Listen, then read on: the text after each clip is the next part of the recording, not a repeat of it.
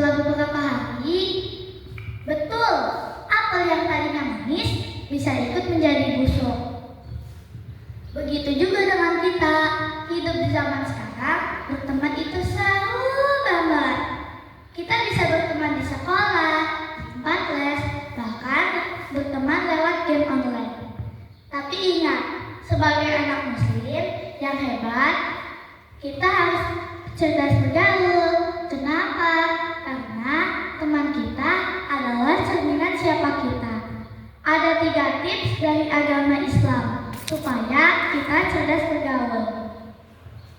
Pertama, pilihlah teman yang mengajak ke surga, bukan ke game over. Teman yang baik bukan cuma yang jago main game atau yang punya mainan mahal.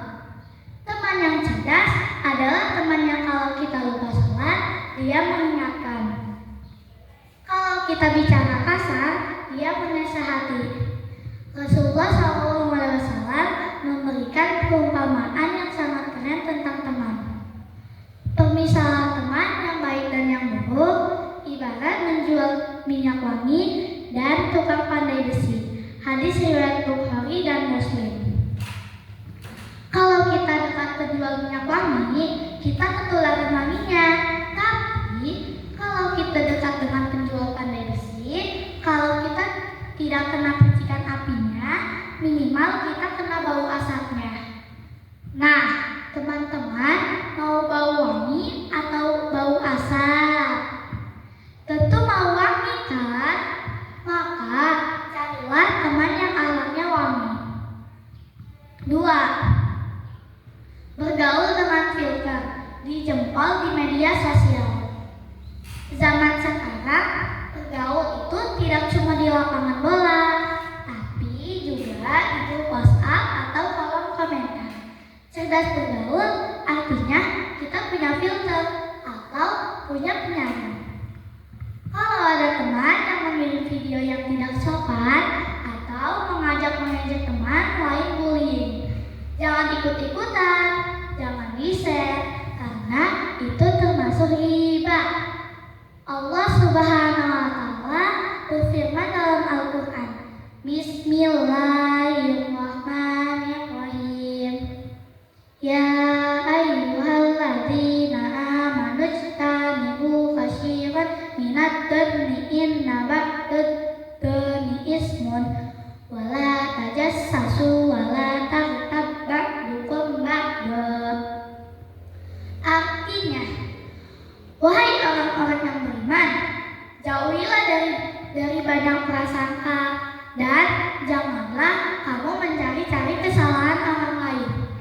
Dan janganlah ada di antara kamu yang menggunjing sebagai yang lain.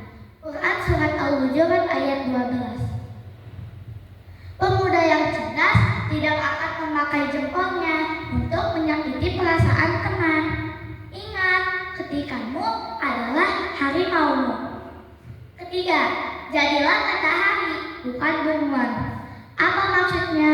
Bunglon itu selalu ikut warna tempat dia nempel. Kalau temannya nakal, dia ikut nakal. Itu namanya tidak cerdas. Jadilah seperti matahari. Matahari tetap bersinar meskipun di sekitarnya gelap. Kalau teman-teman melihat teman yang lain berbuat salah, jangan dijauhi dengan sombong, tapi ajaklah pelan-pelan kepada kebaikan. Berikan pengaruh positif. Kalau teman kita malas mengaji, kita ajak, yuk ngaji bareng. Nanti setelah itu baru kita main. Itulah ciri pemimpin masa depan. Sahabat-sahabatku yang kucintai, ingat ya, kita boleh berteman dengan siapa saja untuk berbuat baik.